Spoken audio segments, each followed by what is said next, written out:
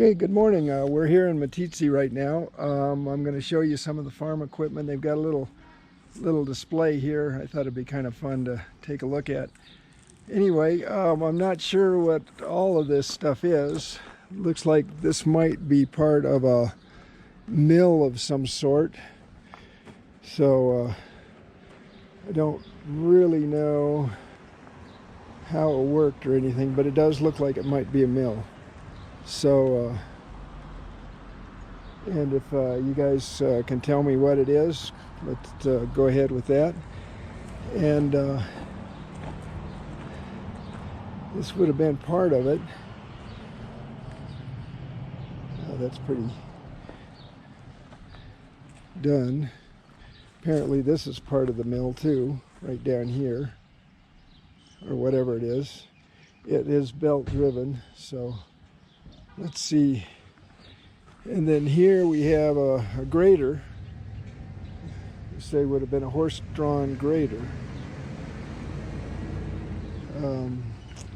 Probably for leveling out their roads. And then we have a plow. And I don't know whether this was horse-drawn or tractor-driven. And maybe even this grader was tractor-driven. I don't know. It looks like it. It was a,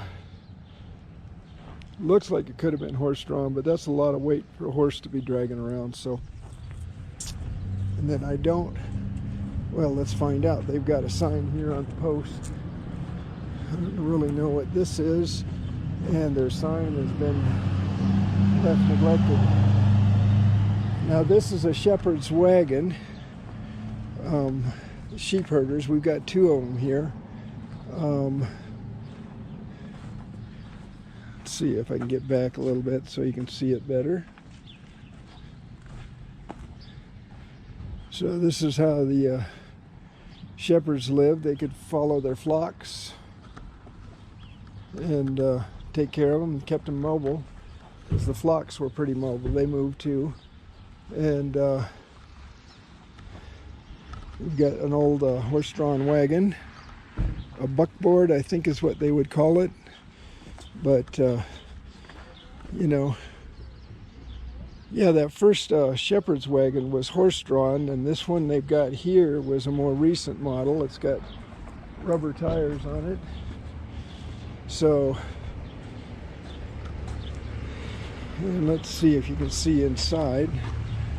It doesn't help having me stand in here. I'm sorry, I don't.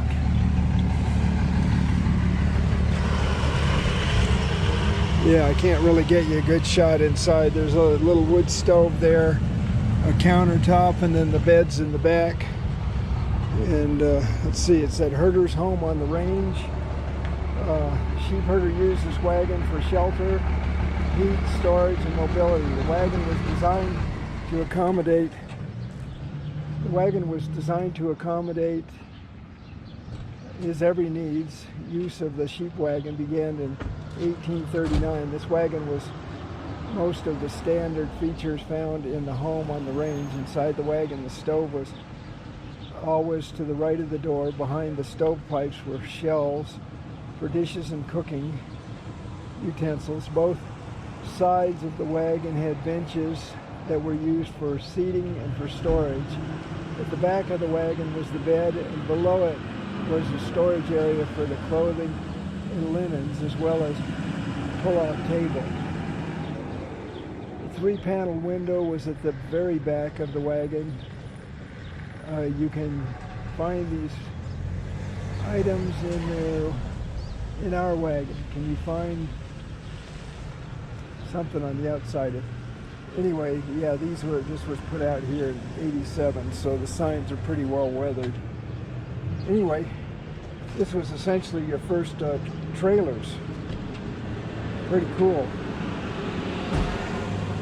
And then here we have a horse-drawn water. Oh, this was oil. So this was probably brought the oil out to the rangers for heating for the winter. Now I'm making assumptions on this, so I don't really know what I'm talking about. But so if you know otherwise, go ahead and feel free to straighten me out, because You won't hurt my feelings.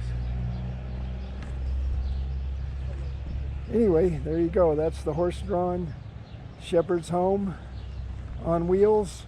And this is the more modern one. Oh, that was a John Deere. It was made by John Deere. Okay. That's why metal top and pneumatic tires. Well, how cool is that? And then, I don't know, they have a museum, it looks like, but whether it's open or not. It says First National Bank.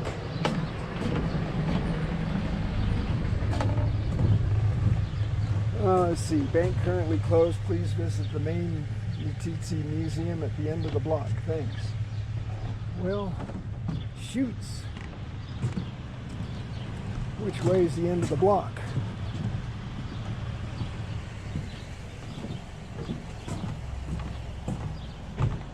Well, I think that's going to be it for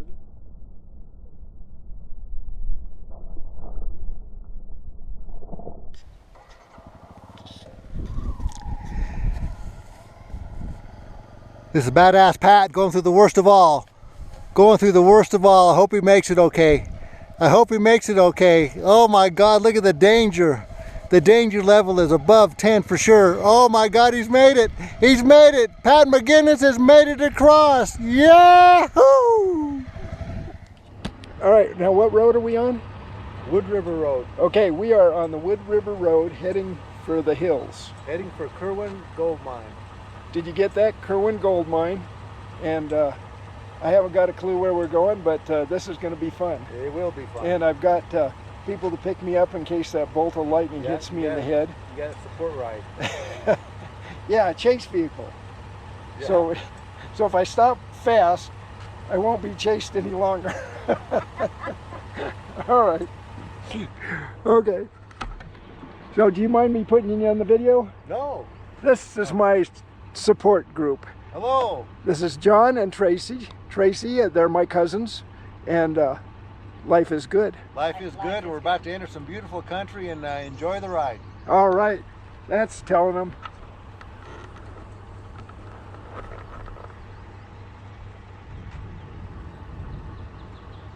Oh, did you guys hear that? Yeah, I try not to say nothing. Got a little thunder going? Hopefully it's going to pass you, because we're going this way. Straight. Yeah, the lightning's going to pass me right after it hits me. Pass right through me. You got your angels watching over you. You'll be fine. Yeah, You're on rubber. yeah, fortunately there's the storm over there, and we're going that way. So we get that storm, but not that storm. And that one doesn't, so far hasn't been spitting lightning. It'll just be intermittent. You said you love lightning. Pardon? You said you love lightning. I love lightning. It keeps me charged. Yeah. All right, let's get going. How far are we going? We're going probably about 40 miles. Okay, we're going 40 miles ahead, Yep, and then 40 miles back 40 out. miles back. Okay, you guys may not be there for the whole ride, or I may have to flip you over to the other camera. So just bear with us on this. And Wood River. Wood River Road. Wood River. Heading to Kirwin Gold Mine. All right, you guys got that? I can't hear you. All right.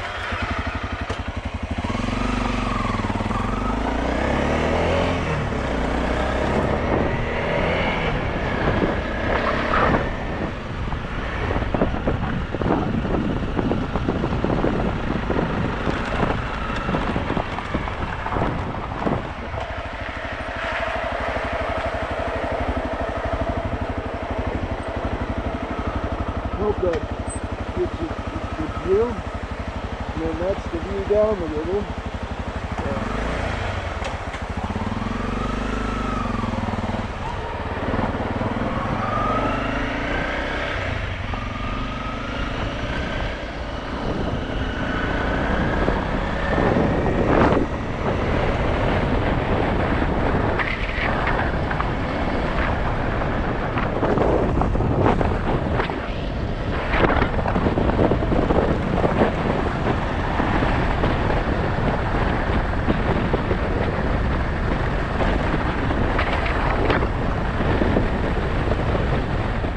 All right, we're stopped here. I just got suited up, and we're heading into the thunder and lightning here. So we just had a couple of beautiful crackles, and I want you guys to hear this if it happens. Anyway, it's gonna be a little bit damp, and hopefully the video works out. It may end up just being too much rain for you guys, but let's see what happens. We got some way to go, and if we have to, we'll just turn around and get back into the lower valley. And even if it's on the paved road, that road is beautiful too. So let's get rolling here.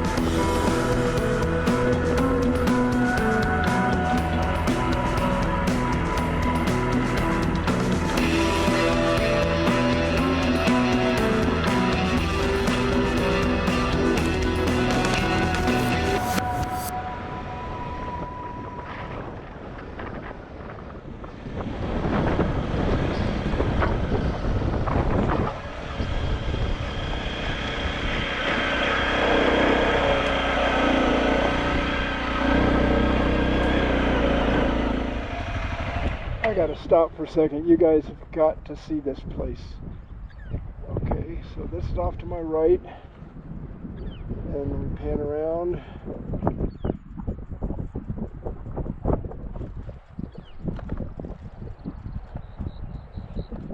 Well, this place is magnificent. I mean, it's I don't know how to describe this.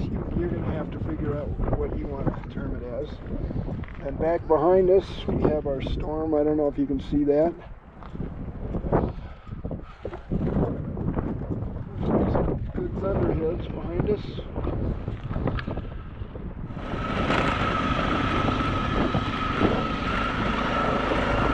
Oh my God, this is just incredible.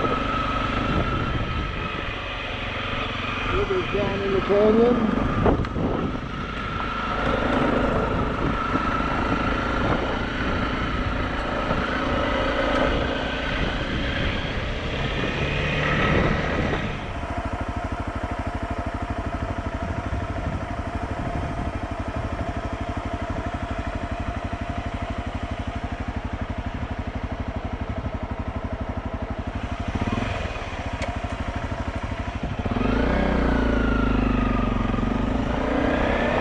I think I better wait and see what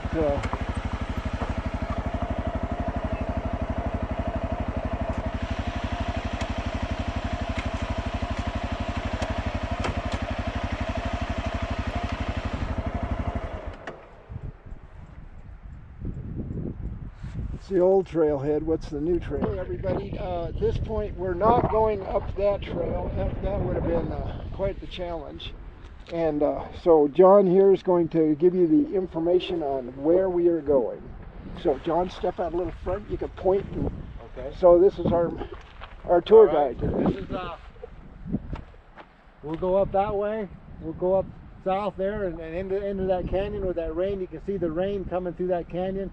That's where the Kirwin gold mine is. Excuse me, he's trying to kill me, you guys. And so it'll be pretty rugged getting up there. This is JoJo Creek. There's a creek that runs around here, and you can see that structure, that building over there. That's called the Double D.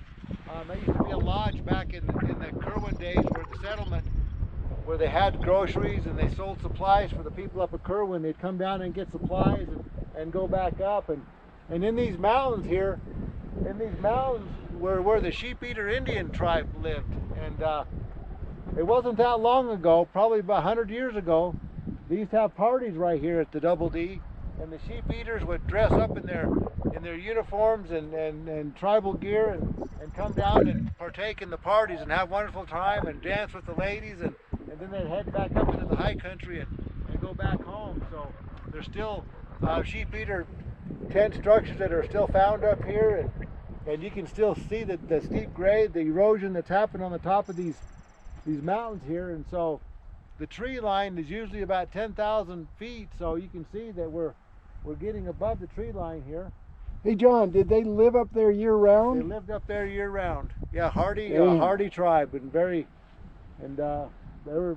What did they do for food in the winter? Bighorn sheep? Yeah, sheep, elk, moose, whatever they would go that high in the winter? Yeah, they'd come down, and there was even structures down here they would find, and they would eat on whatever they could find. I mean, they could they'd survive, and they were definitely survivalists. And so yeah, that's impressive. But we're about to enter some beautiful country, and might see a grizzly bear, might see a moose. You never know what you can see, but I can see rain for sure. Yeah, it's beautiful country. It's hard country, and you got to definitely be prepared on what could happen, and have everything you need, because it's pretty tough country. But we're about to enter some hard shell. You can see all the shell rock in here, and the road is mainly shell. But we're about 5 miles from Kirwin, and so we'll see what happens. See if we can make it. Yeah, that's the big question. Are we going to come out of this alive, or are we going down the stream with the rest of the water? This may turn into a rafting trip without the raft. Yeah. All right, well, let's get going.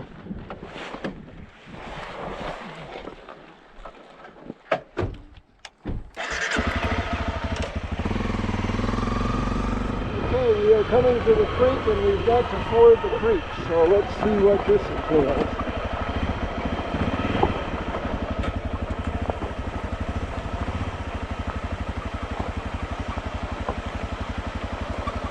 Holy smokes. Let's see, I guess we're going to have to go down this way. Let's see how this goes.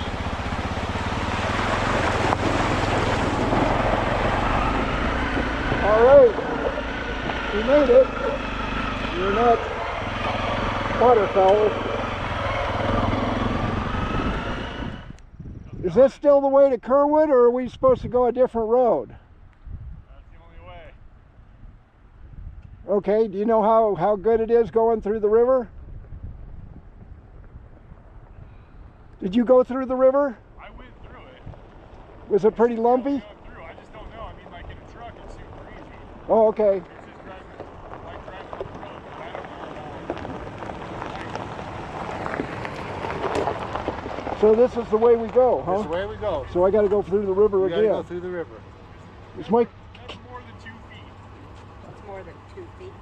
It's no more than 2 feet, or... Never more than 2 feet. Yeah, you'll be fine. Okay. Yeah. Is the camera still running? Yes. Okay. All right, folks. Yeah. We are about to go get, hopefully not wet. Well, I'm going to get wet either way. Yeah, you got your rain gear on, so you'll be good. Yeah, you'll see me floating down the stream looking like a Pillsbury Doughboy. Okay.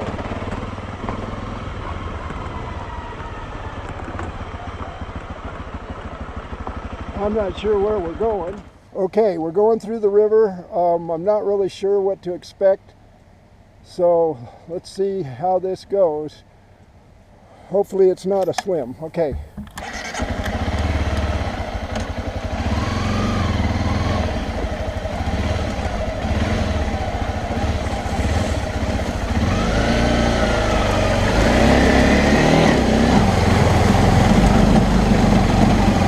Oh, that's deep.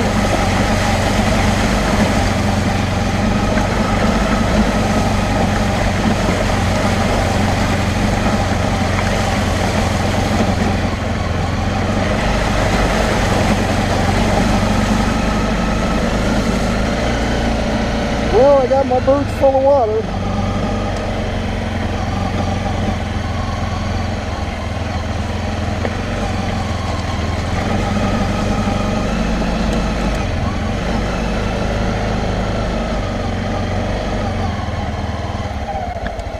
Okay, let's see how they do. All right, they're behind us.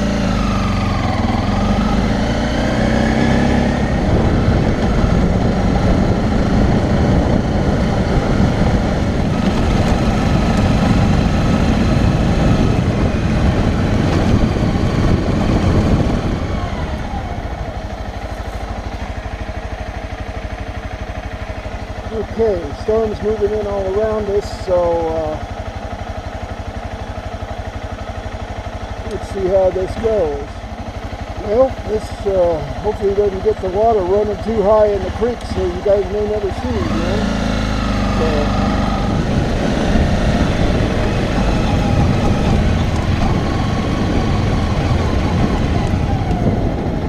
John, should we?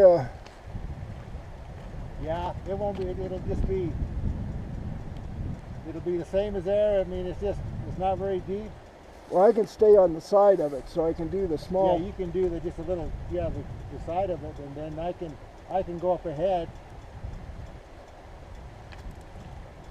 I think I can get through without a problem. Yeah, it won't be a problem. I think what you went through, it won't be any worse than that. Yeah.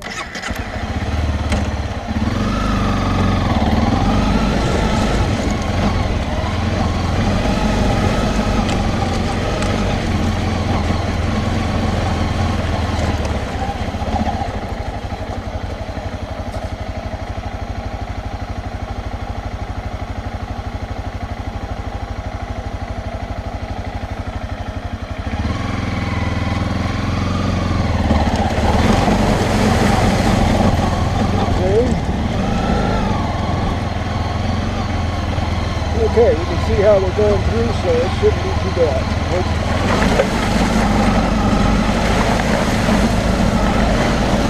All right.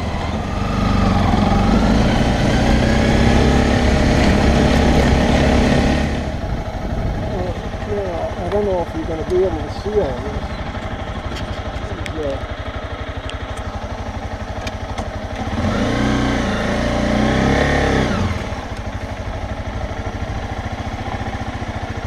I think you can see that. I hope you can.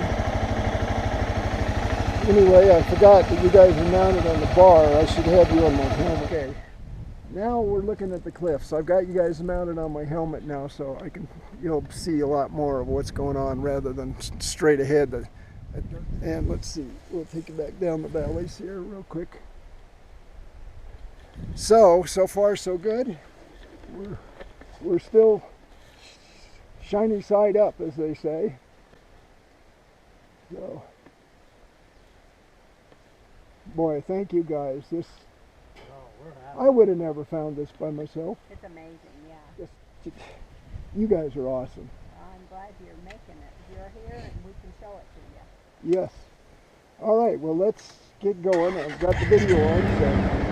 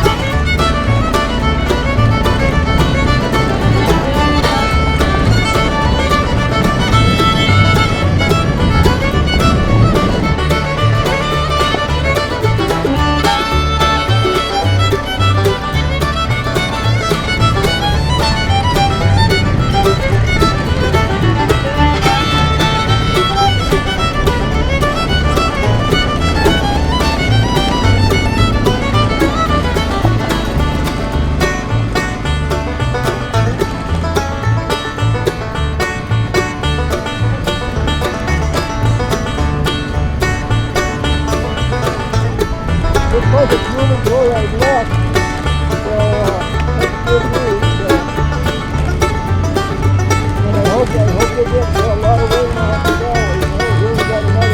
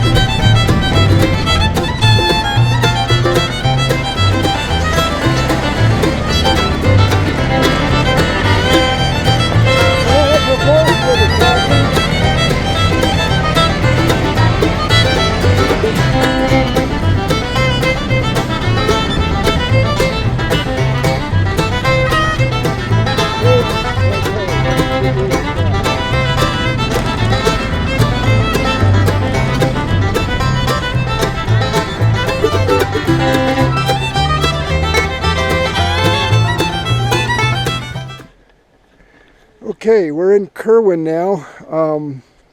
This is the information from the town, and says the Tawdry town, Kirwin, was unique among rough and tumble mining camps in that it never had a single saloon or red light district.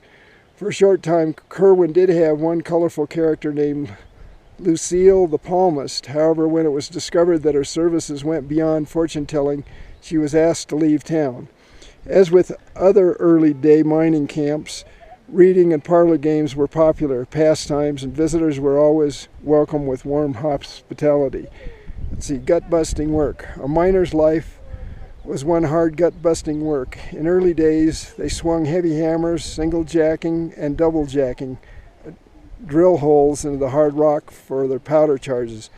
After chargers broke up the rock and miners mucked it into ore cars with shovels and pushed the cars out of the tunnels or used donkeys to pull them out. Later miners used air and steam-powered mechanical drills. Drilling produced clouds of rock dust that got into the miners' lung and sentencing them to an early death due to miners' consumption. C. Avalanche. Life had its rewards and disappointments for Kirwin miners, their families. Although summer were pleasant in this high mountain valleys, winter could be brutal with deep snows, freezing temperatures, long months of isolation, and threats of avalanches. Sitting at the base of the steep 12,000-foot peaks, Kirwin was continually menaced by avalanches, the White Death. On February 5th, 1907, several days of heavy snowfall, a massive avalanche roared down Brown Mountain, sweeping the Tewksbury cabin into the Wood River, damaging the Tewksbury store and killing 3 people. Most of the miners and their families decided they had enough. That spring, packed up and left. A few attempts were made to revive the mines in later years, but nothing came of it. Miners prepared to ride in an ore bucket down into the mine. Note the candles carried and attached to the hats for illumination. Hand forged by blacksmiths, various types of candles holders were developed to keep candles out of the way, but still near enough to work by hammered into rock or wood or hung over a convenient beam. But still near enough to work by. Okay, sorry about that. The lamps were near enough. Okay, let's see if you can see these. I guess this was a picture of some folks going in. Okay. Boom or bust. Like many early day mining camps, Kirwin's story was one of high hopes and failed dreams. More money was put into the workings from investors' pockets than ever taken out of the ground in ore. Although miners found some good color and promising veins, the geology of the area was such that they never found silver or gold in the quantities necessary to make the mines a viable operation. The Kirwin mines produced very little ore, and the railroad, crucial to any mining district, never came to Kirwin. Adding to Kirwin's troubles, a national financial panic in 1907 cut the flow of investment capital to the mines. Gold in them there hills. The mining town of Kirwin sprang to life after gold and silver were discovered in Spar Mountain in the mid-1880s by William Kirwin and Harry Adams while on a deer hunting trip. The Wood River Mining District was formed in 1891. Numerous shafts and tunnels were dug into the surrounding mountains. These included the Bryan, Pickwick, Tumlum, Molly Logan, Longhorn, Oregon, Smuggler, Wolf, and the Galena Ridge Mine. While the other mines were operated in the late 1800s and early 1900s, the Wolf Mine was dug by Dave Wolf during the 1940s. The Wolf Mine shaft is visible directly across the valley from where you are standing. Here's the restored Tumlum Mine shaft house, can be seen further up the valley. Grasshopper Bill Stask at Tewksbury store in Kirwin. Miss Broadbent stands in the doorway. Okay, life at the peak. At its peak, about 200 miners and their families lived in Kirwin. The town boasted a hotel, a boarding house, 2 general stores, a sawmill, an assay shop, headquarters buildings, a post office, and a variety of cabins, stables, and meat storage sheds. Stagecoaches made the 34-mile trip between Kirwin and Meeteetse every other day.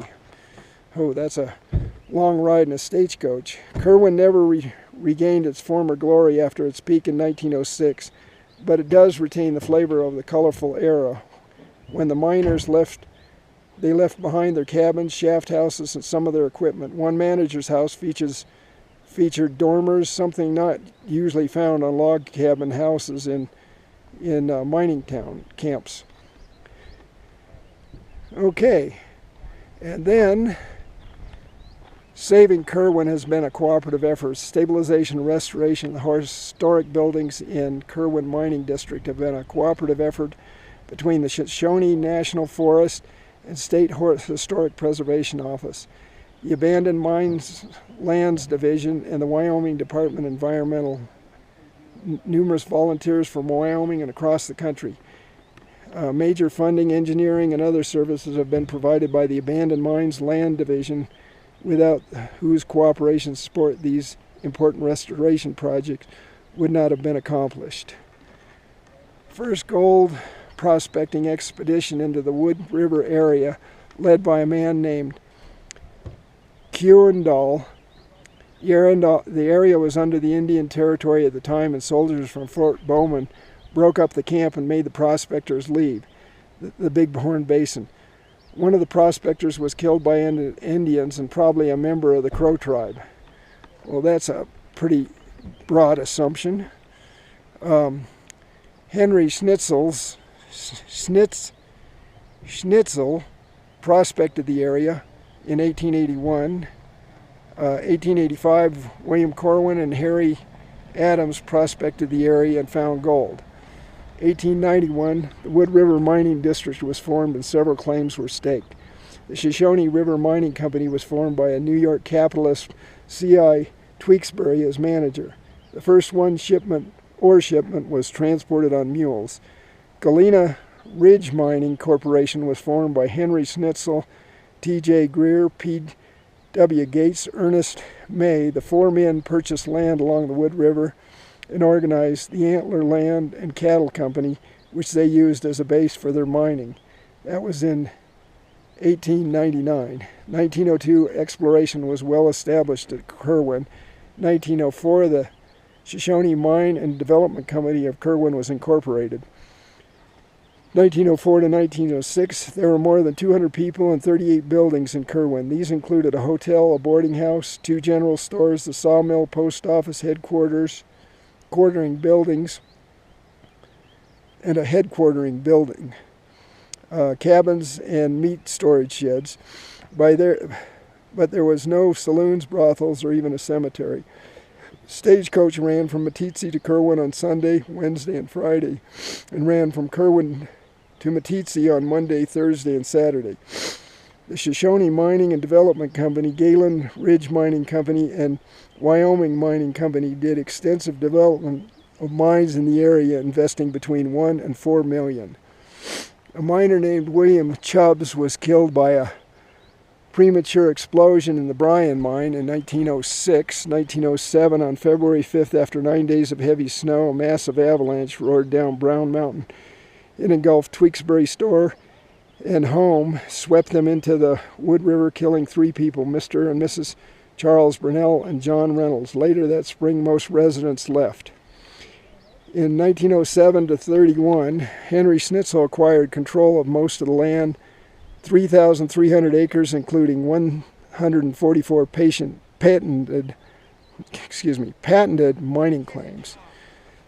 1914, C.I. Tewksbury closed his mine and continued to come to Kirwin every summer to operate his store for sheepmen in the area until 1922.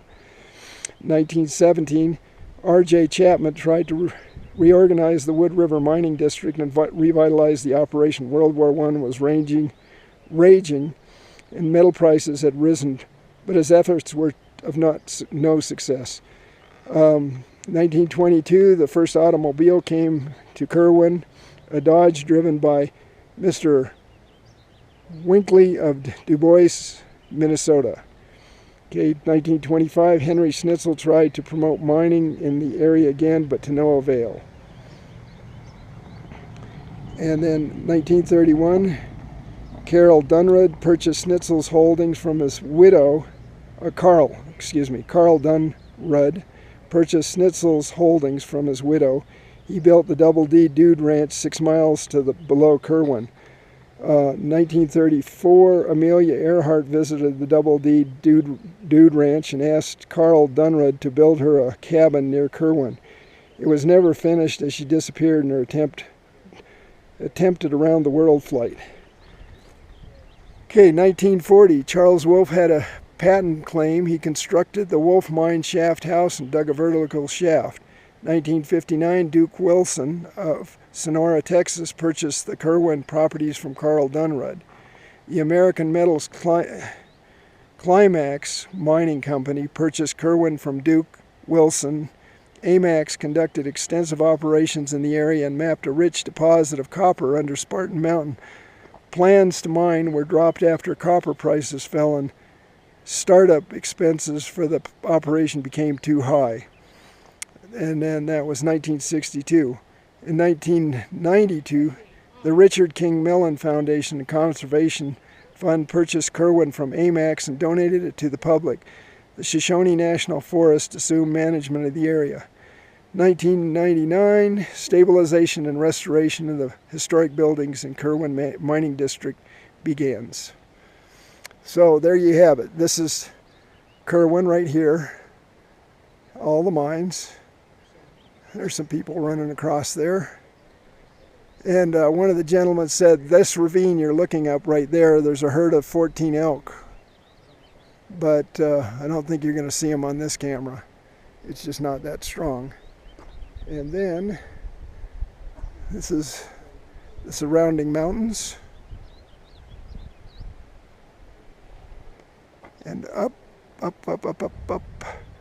This is the mountains above us. And in spite of the road coming in, they do have facilities. I suspect you can camp here, but you can't have fires, or at least not presently.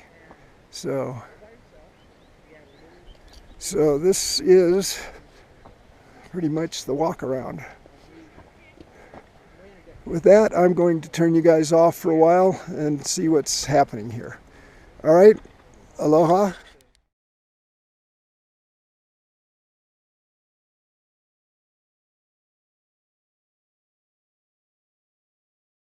Okay, we're walking into the main mercantile buildings of Kirwin. So I wanted you guys to see this. It looks like a church, but it's not. It was the mercantile, post office. What else was it, John?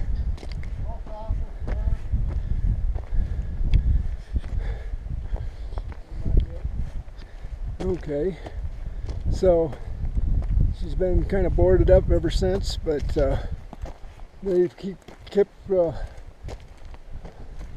roofing on the roofs to keep them dry, so I guess this is still under consideration for restoration.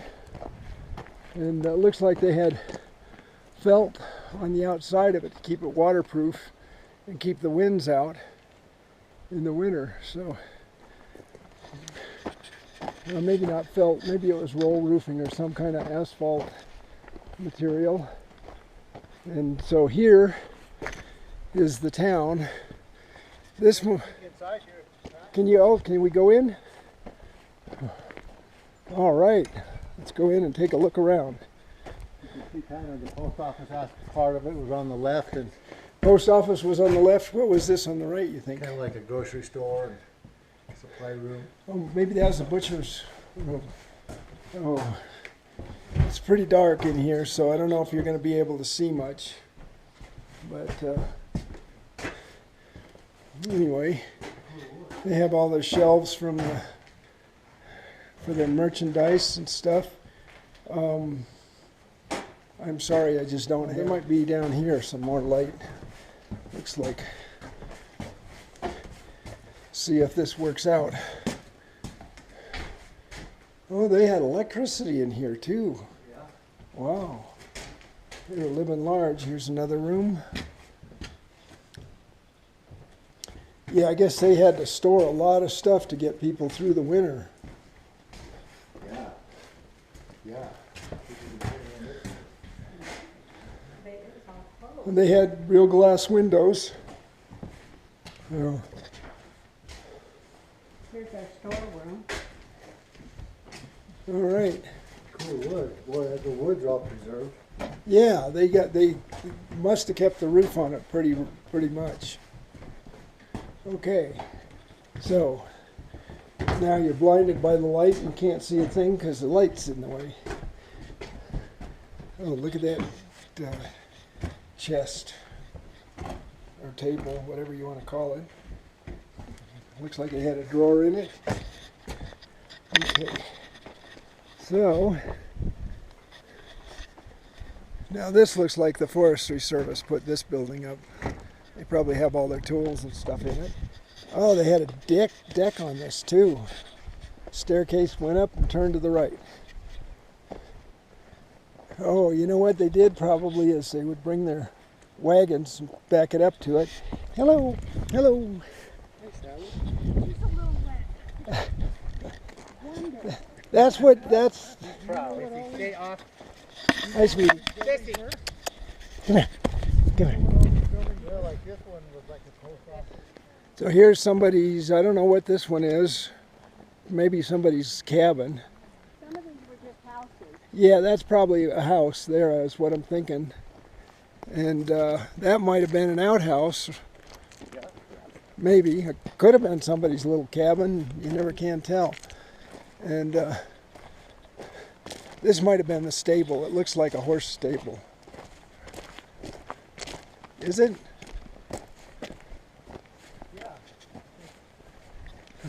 This one looks like Yeah, look at that. This. Oh, they put a floor on it. That. Yeah. Look at this. Oh, this was the stable. Yeah, this is the stable.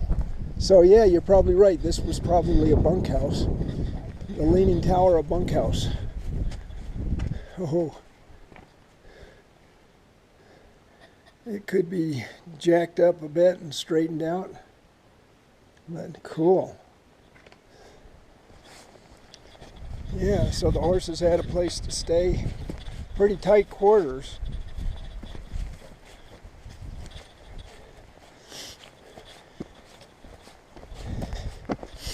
This must have been, gold mining. yeah. Well, they must have brought, I don't know. Maybe this was for loading the ore cars. I think they brought this in too. I don't remember this being.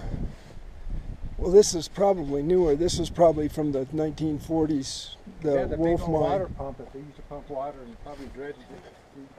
Uh-huh.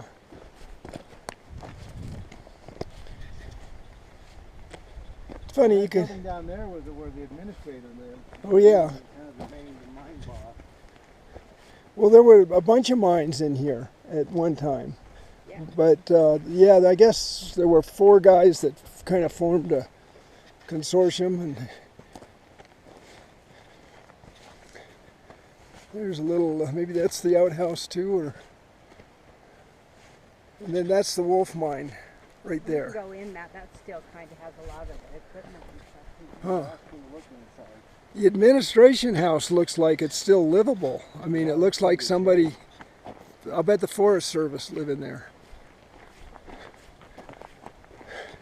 And this guy needs a little bit of renovation on his house. Yeah. It's not looking too solid. You kind of let it go. He lost everything in the Yeah.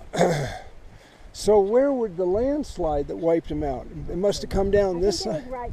I think it was actually up there, John, in that valley when we walked that one time. Huh.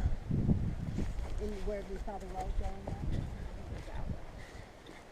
Well, this is the Wolf Mine. I guess that's the shaft. They have the pulley in it for dropping people down into the earth, I'm assuming. Is that what that is? The tower is the pulley? Where the mine went, the bucket went down in. Oh, okay. So their mine is just straight down then, under the building. And I think behind too. Oh.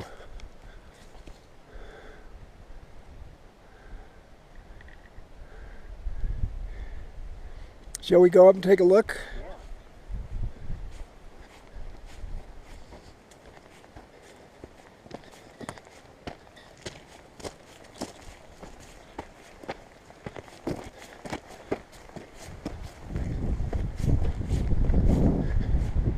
Here's the building, up close and personal. I guess they've maintained the stairs reasonably well. And if they haven't, well, we'll find out.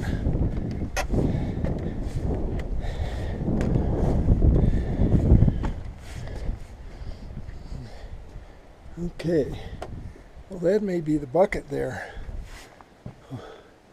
They would drop that down here,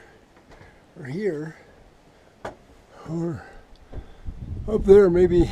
Shoots, I don't know.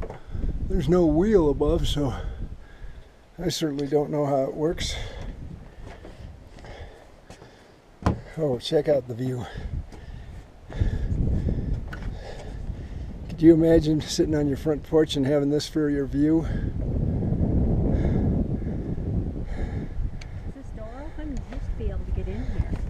Oh, It looks like it's just a porch. Is it open? no.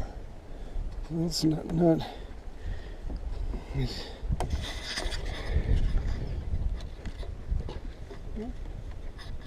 I think it's stuck.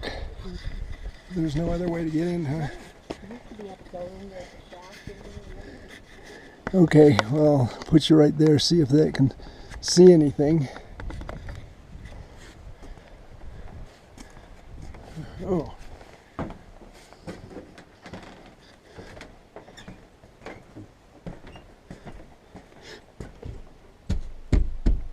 Mm.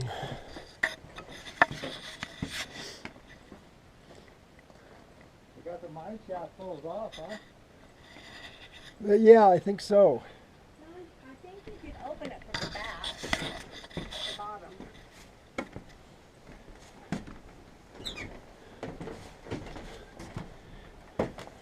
All right, well, There's nothing upstairs and everything. I mean, I can't believe I think somebody just showed us that. oh.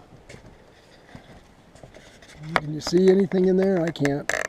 Well, I'm going to turn you guys off because I don't want to waste all the camera, so adios until later. Okay, we got the door open, so it was just stuck. It wasn't locked or anything, so and then somebody's built a new staircase, so apparently it's safe to go upstairs. All right, oh, here's the pulley system. I wonder how they ran it. Well, it certainly wasn't with squirrels. So, now, how did this work?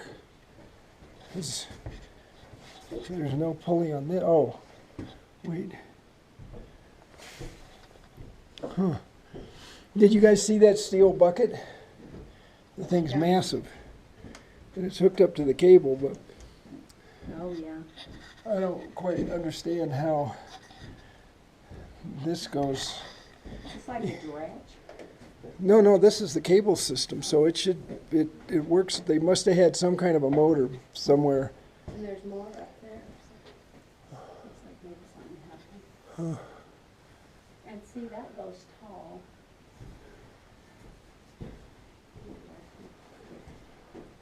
You know, maybe there was an old pulley hanging up in there, and this went up there to that pulley and down. That would be my guess. Because see, there's a notch in that board. So, but I don't know what I'm talking about, so I'm going to let everybody go. Okay, here we go. The Hawaiian Conquistador. Gonna cross the River Grande.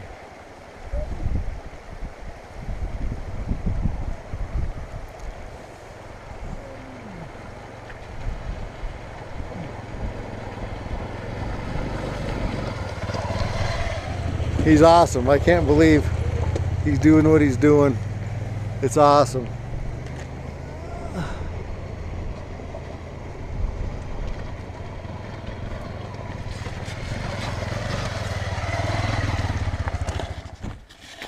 Okay, here we go.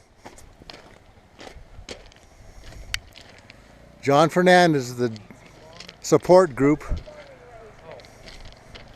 is filming Pat McGinnis, the crazy Hawaiian coming across the mountain range and crossing wild creeks and showing his stuff, being a wild man.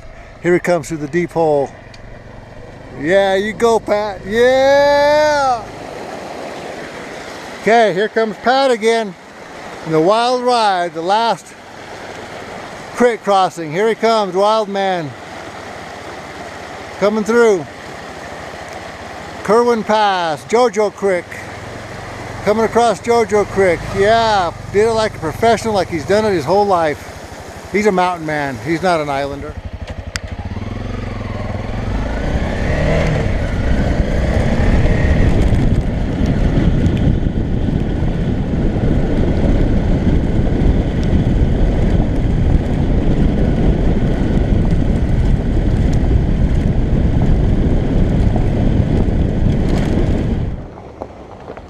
I'm going to put my raincoat on. Oh, yeah.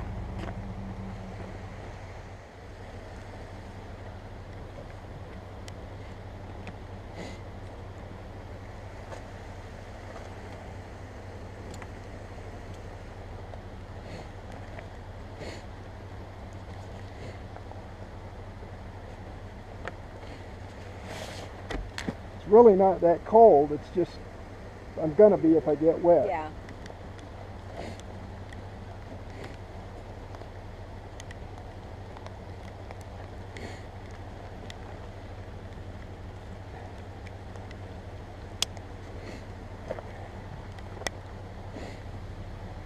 You guys want to go ahead, I'll catch up with you. And if Go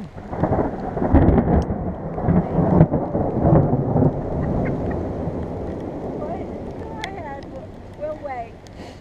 you want to see the crispy critter after the Just in strike. case you get struck by lightning, we don't want to have to come back up here looking for you. Yeah.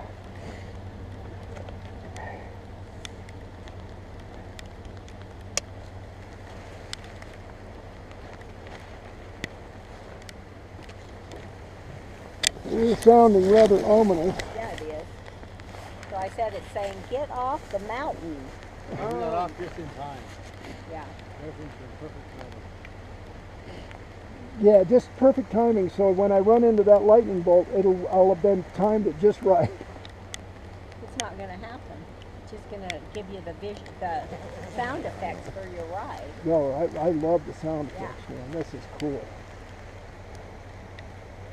Not really the smartest thing to be doing in a thunderstorm, but hey, if I was smart, I wouldn't be here. There you go. That's the whole idea. Yeah. How about that?